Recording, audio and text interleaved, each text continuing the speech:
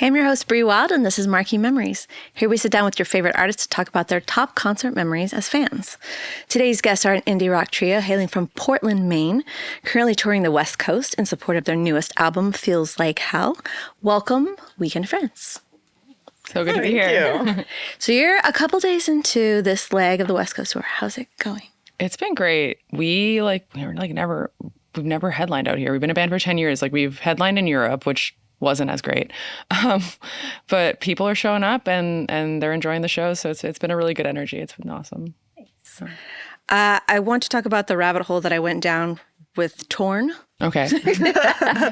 Because I realized Natalie Imbruglia wasn't even the first one to sing it. No. Yeah. And then I'm sure you have fans who think it's yours. Possibly, yeah. The younger fans think it's ours, and then there's a very specific, like, older type of, like, music nerd guy, like, you know, like the white guy who has, like, whatever record store T-shirt on, who's, like, rushing to the, like, merch booth after to tell me that it's actually not a Natalie Imbruglia song, but in fact it is a cover, and I'm like, we know. Yeah, but she popularized by. Yeah. Iconic. But, yeah. And like the music video, she, like, her whole fit is just. Yeah. And I know you guys have done this in every interview probably, but give a little abridged version of the evolution of your band, because it's kind of an interesting story. I was living in Portland, Maine. I'm originally from Toronto. Just like spending a summer out there, like writing music with my old band and playing shows, like just through touring, found this little city that was like such a little gem, just very affordable. I think my like rent was like $200, which is like not a thing. It was a closet, but I was just like making music, being creative, and then found their old band. So like Annie and Adam were in a band. And at the time we were just playing shows together in our own respective projects. And at some point I was kind of sick and tired with that old project and some of the people in it. So I was writing songs that were just a little different and wanted to like get back to having fun making music, and genuinely wanted to make music that, like, I always tell myself, like, it's like when you get in that rut, it's like, I want to be a fan of my band again. I want to be a fan of the music I make again. And that was like the ethos of this project. And I wanted to be a fan of the people I was working with. So the original lineup was a little different. Adam joined us in 2019, but our first drummer was like just one of my best friends.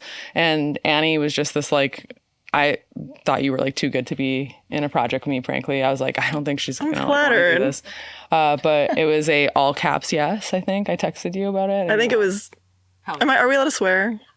Okay, it was an all caps fuck yes. Okay, all caps. I was very excited for the invitation because I was a very big fan of yours. Oh, that's cute. I'm happy you were, because that changed everything. Yeah, I was getting you in the band was like a slam dunk. Annie is also like an engineer and producer, so we just like started recording music immediately because of that, and felt really a lot of momentum just at the beginning there. And yeah, so that's how it all came together. Yeah. And you produced this album. I did. Okay. Yes. It was really easy. That's good. I'm like shocked that I'm saying that, because the previous one was not. It was a little bit of a slog. It was a COVID album. But this one, we kind of went into it with the mindset of like, let's just stay on what's feeling good, like stay on that creative flow. If it's not vibing, let's move on to something else. We'll circle back. And it came together really fast and we had a lot of fun. Yeah. How do the songs feel to play live? It's awesome. I think like this is the first record where I'm happy to play every song off the album, which has always been, it's interesting, like you write songs and it's like, I've enjoyed the process of creating like every song I've ever written, but like there's definitely ones where I'm like, I don't really want to play that one. And it's always the one like fans ask for. They're like, can I hear that one? I'm like, okay, yeah, I guess so. But with this one, it's like, I want to play the whole record. I think in our tour set right now, we're like playing the whole record. I always say we're like the antithesis of a jam band. All of our songs are just like really short. So we can like have like a full hour set, but it's like how many songs? It's a ton of songs. They're all like 2 minutes. Jam-packed. So. Nice, cool. Shall we get into some of these memories? Yeah, let's do it. Okay. Let's do Metric first. Metric, the Kool Haus in Toronto in 2005. Set the scene. Yeah, so it was a snowstorm, first of all, and I was 14, and me and my friend Jess, I remember my dad drove us down and was picking us up, and we first of all gave him the wrong address, and this was like before like you could search for like, you know, Google Maps or Apple Maps, and so my dad was just like, you know, he was Apple Maps for us. He like knew the city, so he was taking us somewhere, and we like went to the wrong location, then he got us to the right location, went into the show, and it was like the best experience of my life. Like I had already like liked this band for a little bit. I had already started playing guitar a few years before and playing music, but I just remember like that kind of performance where it's just like this really cool person. Like Emily Haines is just like iconic. And it was during like the Live It Out record. And I just remember just like how she commanded the stage and how she took over that space and how just like they were so tight as a band, and like the production and the rawness of it all was just like so cool, especially to my like 14-year-old brain. I was just like, these are the coolest people I've ever seen in my life. And I remember she had this like big Pro One synthesizer, which is like an analog synth. And it's this big heavy thing. And during the song Dead Disco, which was like one of their bigger hits at the time, there's like an interlude section that they kind of did live, and she just like takes it and is just like throwing it on the ground and like throwing herself on the ground and like still playing it. And it was like, I was like, this is rock and roll. Like that is rock and roll to me. And like just seeing someone who's just like I could identify with and like see myself in, I was like, that's what I want to do with my life. Like I don't know about anything else anymore. That's just like what I want to do. So that one changed everything for me. Like, no shade, but Emily Haines is the coolest interview I've ever done. Really? I bet. She's so cool. I bet. She's just like the coolest human. Like it's just one of those people who's just like cool to the bone. I don't know if you get like the Metric newsletters, but even the newsletters are like such a joy to read. It's like a poem. Yes, Yeah, right? her like, dad was a poet, so it's like it runs, and she's a poet, so it like it runs in the just psyche. like everything she does. It's so good. How did you get into Metric? I was a Toronto kid, you know, like I had a little TV in my room, and I was glued to Much Music. I don't know if the American followers remember Much Music, but that was my world, like, you know, just watching that. And I would stay up late enough that they had kind of like the more indie underground program later at night, like around 10 p.m. And that's when I found like all like the cool videos. And I remember, I think it might have been the Combat Baby video, and I think it was like a clay or plasticine, like kind of animated video. Maybe, am I remembering that right? And I don't know, but that song, I just remember hearing that. I was like probably like in middle school, and I was just like, this is so much different than anything my friends are listening to. This just feels like something I didn't even understand it. I remember even the lyrics were like so over my head, and I remember it made me like feel cool to be into it, which is now like as an adult, I'm like, these are still amazing lyrics, and now I understand them, and if it's a cool treat. But they were the band in town, you know, they were the band to be. So They're from Toronto too, right? They're from Toronto, yeah. Did you get to see more Metric shows besides this one? Yeah, I was there was like a hot period where I was like in the front row of like all of their Did shows. you sneak into a Metric show? I did sneak into one. It was like a weird press event for like, I can't remember what it was, but it was definitely like you weren't supposed to just be there. I think there was like a select amount of people who got like tickets. You can like win a chance to get in. We did not. And me and my friend Jessica again snuck in through the catering door. And then we like went in through the catering door, got in, and immediately they were just like, oh, where are you guys going without a wristband? You're going to need these. Put wristbands on us. Were you dressed like caterers? No, we just like walked in. There was just a caterer smoking, Not on and he just purpose. like, he didn't care. He was just like smoking a cigarette, and we're like, can we get up through there? And he's like, yeah. And then we were just Give a like, shit. sweet. So we just like walked in, and I think like it does just like, you know, we were confident. Yeah. We just went in like we owned the place, and yeah, we were in the front row for that one, and it was like the high I rode off of that, like just like that story, the lore of that, like I thought I was the coolest kid like ever in the world. So yeah, that was a really fun one. But yeah, I've seen them live a bunch, and my old band got to open for them once, and it was pretty sweet. So yeah. Maybe you guys will get to open for them. Yeah. I mean, Manifest. hey, we're ready. Right? Emily, You said it. Manifest. come find us. Right, We're right. here. What else do you like about Emily Haines as like a performer? Like, It's just one of those people who's like so genuinely herself, you know, like I don't think she has the ability to like pretend to be someone else. It's like whether that's a good thing or a bad thing, you know what I mean? Just one of those people who's just like authentic. And I mean, just the energy, like it was always just like, again, so cool and so like flawless and effortless and just real. And I grew up at a time where like a lot of the bands my friends were listening to were these like, you know, emo pop punk boy bands that were coming out with a very specific sound. And it was like, it just seemed like a world made for a very, very specific type of person. And as a musician, like I didn't fit in that world, or I didn't feel I fit in that world. couldn't see yourself. Yeah. And so with like someone like Emily Haines, like I was just like, or just with the, you know, that was the first time I felt like I could see myself in that world, and also just felt like I could connect to that person, and that was huge. So yeah. Are you still a Metric fan today? Yeah. I love the band. I'll always be. Yeah. Shall we go to Veruca Salt? Veruca Salt, Paradise Rock Club, Boston, Mass, 2015. That's right. Taking it back to 2015. We just started the band. We were not a couple yet. Okay. Just getting to know each other. And we went to see Veruca Salt at a sold-out Paradise Rock Club. The vibes were pristine and kind of on trend for what we've been talking about so far. It was like seeing a mirror. Like I could see both of us on that stage. And it was magical. We had a great night. I think it was the first night that even I obviously had a crush on you, but I just knew you were going to be an important part of my life. I definitely remember that day ditching the friend I was supposed to go with and saying like, I don't think I'm going to go. I'm sorry, Tom. You're definitely watching this. If this part doesn't get cut out, you are one of the people who will certainly be seeing this, and I love you. But I really wanted to hang out with you and just like one. So I was like, yeah, man, I don't think I'm gonna go. And then I was like sliding into your DMs, being like, hey, do you want to go to this show with me? I have an extra ticket. It's sold out. It's a sold out show. I was like, I guess I could go. Yeah. So, yeah, because I definitely had a huge crush on you too. But that was a great show. High five. That band Charlie Bliss opened. Oh my God, Charlie Bliss was amazing. It was we hadn't heard of them. We went in blind. Oh my God, they blew the roof off the place. Yeah, they were great. I love Charlie Bliss. How did you have tickets for a sold-out show? Oh, I just bought them like before it was sold out. Yeah, no, I'm not cool. She snuck in the back. I snuck the catering Another door. catering. Have y'all ever heard of this like catering door? It's unbelievable. Everybody should try it. Oh my God. Any other high points from the show that you remember? Besides each other? Yeah.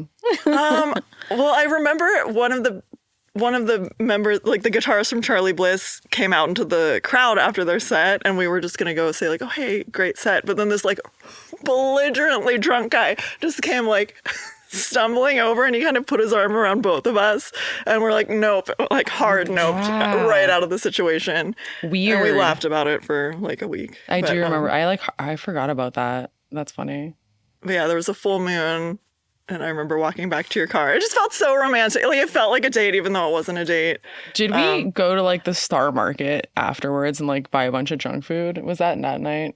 It might have been. I feel like that. Yeah, we like went to, and then like going from like a show environment, this like romantic night, and then being like in like the brightest like acrid lighting in like this grocery store, like late at night, a 24-hour grocery store, and I'm pretty sure I bought like lo mein, like cold lo mein. So like as like cold lo mein as much as you were crushing on me, like I feel like I was probably so disgusting in that moment. So it really did. You know, it was true. It was you truly did. You know, care. So unconditional. Have you seen Veruca Salt since then? No. Have they toured since? I don't know. Because I think it was already kind of a reunion-ish. Yeah, I think it was. At the time. So I don't know if they've done anything since, but an iconic They band. were awesome. Yeah. Paul McCartney. Sir Paul McCartney, Fenway Park in Boston, Massachusetts, 2016. Paint a picture for us. Magical night in Boston, terribly cold, crowded, $25 Sam Adams Boston Lagers. This sounds horrible. Beautiful, beautiful. He's all magical, but how the much beer did was parking cost? $25. Parking didn't cost anything because I went with like two of my friends, mom and dad. Multi-generational. Yeah. Well, I mean, that's their fault. They're the ones who got me into that. Like growing up as like a person who gets way too into the Beatles, like you just don't think you're going to get to see that guy do that song. And it's 7 minutes of na na na, sounds like a cliche, like until you're there, and it like triggers all kinds of dopamine receptors that you didn't know you had. And the people who have seen Paul McCartney do this, the Live and Let Die pyro that comes out, you don't expect it, even though you know it's gonna occur, and it is a whole thing.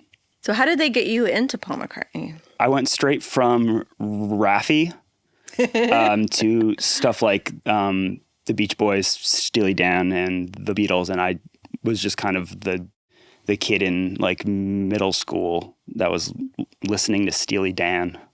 Thanks, Mom and Dad.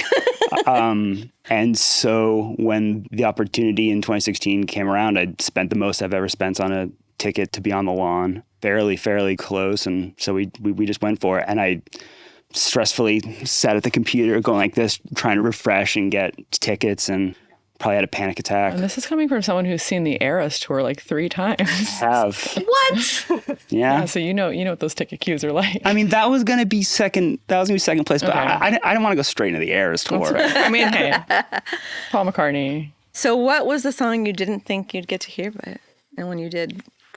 Like, it's one of those things with a band like that, a person like that, where like you just don't expect that song after that song after that song. Just hit after hit. Just after hit. I think he played like Bulldog that night, which he really wasn't playing, and that's always been one of my personal favorites. And I could be totally wrong. There's someone on the internet who will go on Setlist and be like, "Oh, you didn't play it that night," and so I'm sorry about that, but it was all a blur. And like I said, the beers were only $25 each, so it was a bargain. Yeah. Have you guys seen Paul at all? No, not so lucky. Did see Brian Wilson though. Okay. We saw Brian Wilson With the Beach Boys. Yeah. Mike Love and Brian Wilson on tour together. That was the last time. I've only seen the other Beach Boys. That's Mike Love and a bunch of young people. Yeah. We just played a festival with the Beach Boys already. Yeah. With John Stamos. Yeah. Yeah. On John drums, Stamos. right? Yeah, we came played- on stage. Yeah. Yeah. Wild times. Riot That was Fest 25th bananas. anniversary. Riot Fest always has crazy guests Yeah. or like weird things that people that play. So It's truly a riot. It's all in the name. Just glared at me. Like, how dare you say that? How dare you?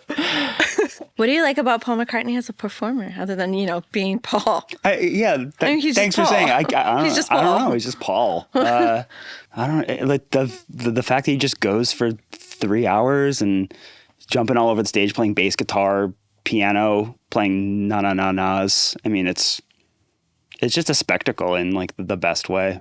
And he wrote all those pretty good songs. Yeah. Pretty famous songs.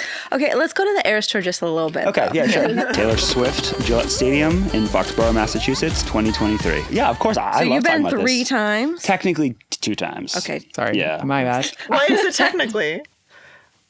Because I was wrong. Oh, because you were wrong. yeah. Okay, The that's the technical is there was. But technicality. still, going to the Eras tour twice is a Yeah. big thing. Yeah, it was awesome. Okay. That was a little different. The beers were more expensive. Way more than 25. It was like a football stadium, so it was like Okay. that was a little different.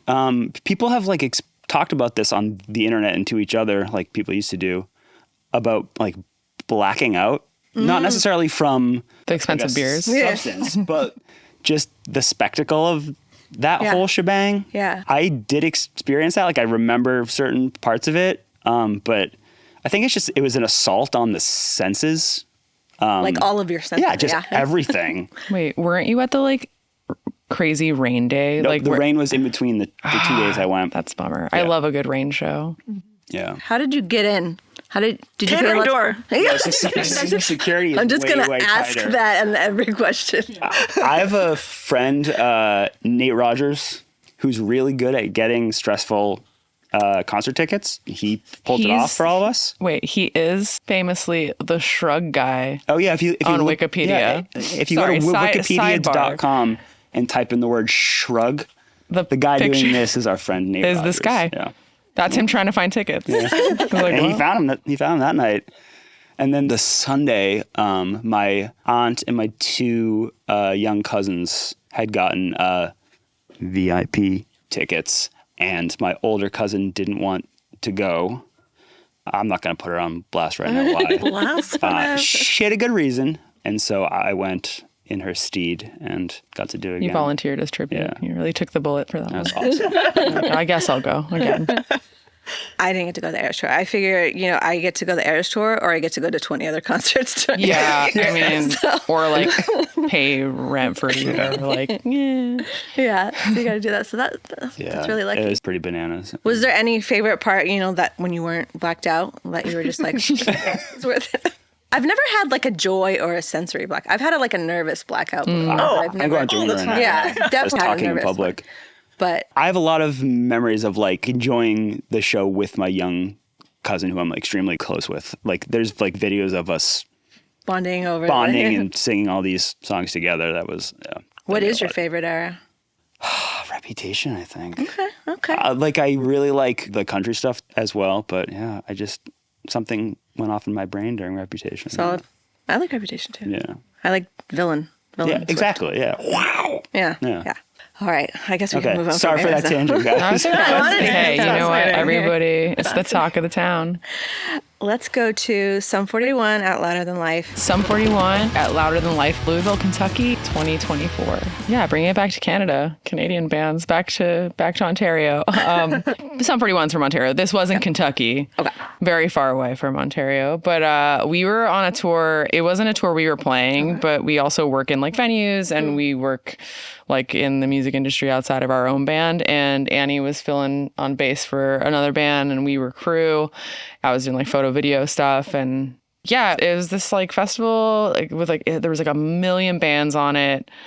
That day was so stressful. And everybody on the crew, I think, was like looking for plane tickets home. Like we're all going to quit. Like it was like that, when you tour enough, it's like, it was like a 6-week tour. Like, so it was like at that point on tour where everyone on the crew was like, we're quitting today. And just everything was going wrong that Everything day. It was was just going one thing wrong. after the next. It was festivals Yeah. from a production and performance Can be standpoint tricky. are notoriously extremely Yeah. stressful. So it was just, By the end of the day, we got through it. We got through like the set that like, we were helping put together, and then we were just hanging out. And I remember I was like on the bus and I was like, I'm not going back out there. I was like in my slippers. I was in my PJs. I was like, it's not happening. I'm just going to like stay put until like egress. We're fine. We're done. And then our good friend Justin, who was like the TM, he comes in, he's like, Sum 41's playing the stage right there. Like, stopping a jabroni, we're going. And I was like, get out of your PJs or wear them. I don't care. Like, it's like their last show ever. Like, you grew up with this. Like, I was like, yeah, like little kid me, like loved that band. And so I was like, all right, fine. And I like pulled it together. We all like went out and we got to watch from like pretty much like within the barricade, which was Yeah, in really the media cool. pit. So we were right up But front. which you think would be cool, right? Everybody's like, oh, you get to watch side stage, you get to watch it like that. But actually, I was like, nah, we're going into the pit. Because it's like, it's like nostalgia. It was like, and we were just like all just like this joyful moment after a stressful day. And I remember they started playing Still Waiting. And I was like, I'm going to the pit. And I start running. I'm running to the pit. And then Justin, who like him and I had a little tiff earlier that day. And who's like, you got to come get out of your PJs. I don't care if I'm mad at you. He's like, where are you going? I'm like, the pit. And he's like, okay. And then we like both just like ran in and we were like in a circle pit. And like, it was amazing way to end a stressful day. And we were like hugging each other and like laughing and all having such a nice night. So it's the power of music, even on the most curmudgeon-y, grumpy days. It's just that. Nothing puts water under a bridge like a circle pit. Yeah. Pull quote. Right. Full quote. But yeah, just for me, again, like that was a band that they grew up in like a couple towns over from where I was from. And I remember being in like the 5th or 6th grade and like In Too Deep came out and I was like, this is so cool. And I like, so hearing that live, and it had been years since I'd seen that band live, I was like, okay, it was like pure nostalgia. I love that like moment right before you, like it's kind of like an itch before you feel like you have to go to the pit, like it's just like, Am I? I don't think I've ever experienced no, that. you never want to You've go to never the been pit in a ever? pit? Oh my God. And at the Eras tour, you didn't go in the pit? The iconic Era tour? That was probably $1,000 more. Wait, no, that's Turnstile. the circle pit at the Eras tour was like... The circle pit at the Eras tour was the men's room. There was no one in there. Oh. Were you at Sum 41 too? Oh, yeah. Yes, yeah. I stayed in the media pit because I didn't want to get hurt. I'm accident prone. Yeah, you stayed in the safe pit. Fair. And that was their final, that was part of their final tour? Yeah, I think that was their last show in the U.S. like ever, and I think they did like a final show up in Canada. Setting some tour, I think it was. Sum 41. They We played were all listening. the songs you wanted to hear. We unrelated, but we were listening to a ton of it because Annie on the ride over here, we drove 40 hours to get out west from me and Annie from Portland to Phoenix, and we decided instead of streaming any music, we were going to deep dive into Annie's gigantic, like pulled from the ether of her parents' basement CD binder. It's huge. It's huge, and there's many a mix on there, like with the handwritten track listing. Middle school me was on one. Yeah. There's some great There is some Sum 41 chaotic on there. mixes. It on is, yeah, it is chaos. You were the ADHD DJ. That's me, baby. Yeah, it was good. But I got us through, and it was like actually like really It was nice. It was nice not to be like just, on streaming. Sometimes you get overwhelmed with like all the choices. Yeah. And when middle school Annie's choosing for you, it's quite the But experience. there's some weird stuff on there too. Do you remember like waiting all day to download a song and then it's a weird version of it? Yes. So we get to like Brain Stew by Green Day and Godzilla roars over the intro and over the chorus. I think it's from the movie? Godzilla soundtrack. Okay. Bryan Cranston one, I Yeah, think. I think so. I never saw it. Oh. And then we found Not my an favorite. Evanescence Bring Me to Life without the rapping guy anywhere to be heard. No rap, except for me in the car rapping it. But like, yeah, it was like. And me as a middle schooler did not clock that they were the wrong versions. I was like such a dumbass.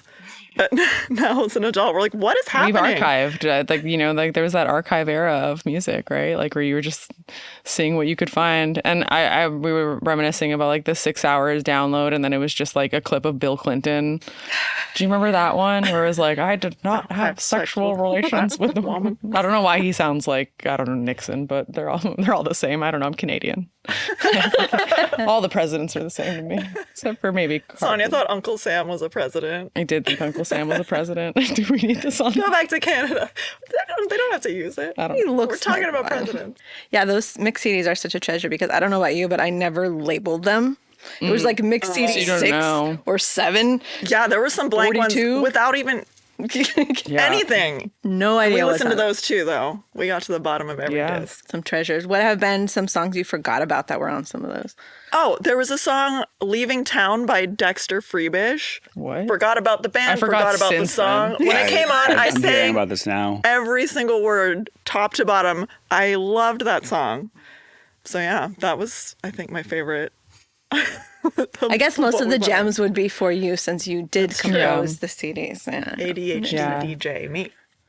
And then in your van, then you have something that plays a CD out. We do. It's our Yeah. only CD player. It's, I think, the only one. Our band's very old. It's from But I mean, that's good for playing CDs. yeah. It's new. I mean, it's not tapes. Yeah. Did you ever get a CD recently and you're like, where am I going to play this? Right. Yeah, we have them. We People give have them to us. CDs at merch, and people buy them. That's good. Yeah, so it's cool. It's like people want that little. It's and young people too. It's usually like the younger kids are buying CDs. I think records are too expensive. Yes. And then the CD is like usually like the most affordable thing on the merch table. So it's cool to see. You know. So I love it. Kind of nice available. Yeah. Cool. I guess you guys are pretty busy, driving and playing shows and stuff, but do you have any shows coming up as fans that you're looking forward to going to? I am so hesitant to buy tickets because every time we do, and it's something I'm looking forward to, And we're on tour. we get a tour Speaking of that, offer, and we're like, the second time I was supposed to see Paul McCartney, we were in Atlantic City Oh, on tour. playing with Jetpacks, right? Was that Yeah, Jetpacks? we were on tour. Yeah. So I did that exact thing, and Well, it's tough. we It's were tough going to go see Poppy, and then We were on a tour tour. just bulldozed that. Yeah. Not that I'm complaining. I love being No, on tour. of Yeah. course. But It's really cool when you are on tour and then you have a day off and then I'll like see like who's playing in the town as like a night off, which is like you would think like you wouldn't want to go to a show while you're on tour because it's like you're at a show every night, but then it keeps you in the routine, So maybe on some of these off nights we should check out who's in just a little town. serendipitous Yeah, night show. that'd be super fun. We've done that a couple times and it's always been a good time. So yeah, what's coming up that I want tickets to? Comedy shows, do those count? Yeah. Yeah, like Tig Notaro's playing the State Theater. I'm gonna go to that. That's all I've got right now. That's all I've got on the that's all I docket. want. You're kind of busy. I get it. Yeah. Kind of But I'm full sure schedule. we like work at venues, so we also just we're usually Nice. working the shows. So it's like, we're kind of there, which is a fun way to see music and be involved and be kind of behind the scenes, and we love it. So Yeah, is that a cool way to like discover bands? yeah. I mean, some of my favorite bands were like openers for someone that I had no idea who they were, and then just became a fan. So yeah. Who do you guys want to open for and you think you could steal all their fans? Ooh, steal all their fans, and then they would have none. I'm just kidding. Well, Zero-sum Like, is game. this are we getting? you could share. Okay, we can share. It's just more or less fair. Paramore, Yeah, obviously. Paramore's always my answer. Or like, Paramore, Haley Williams, St. Vincent. I think would be really cool. I would love to open for St. Vincent. Metric, I know we already Metric, we kind already of talked touched about. on that. Yes, for sure. I can't think of it. Manchester Orchestra. Yeah. I love that band. Cool. Anything else you would like to plug? Yeah. We just put a record called Feels Like Hell. check it out. It's everywhere and anywhere you can find records, including on a CD at our merch table. We're probably on tour somewhere right now. And if we are, you can find us at weekendfriends.com/tour. All the dates are on there. Thank you, guys. Thank you. Thank you very much. That was fun.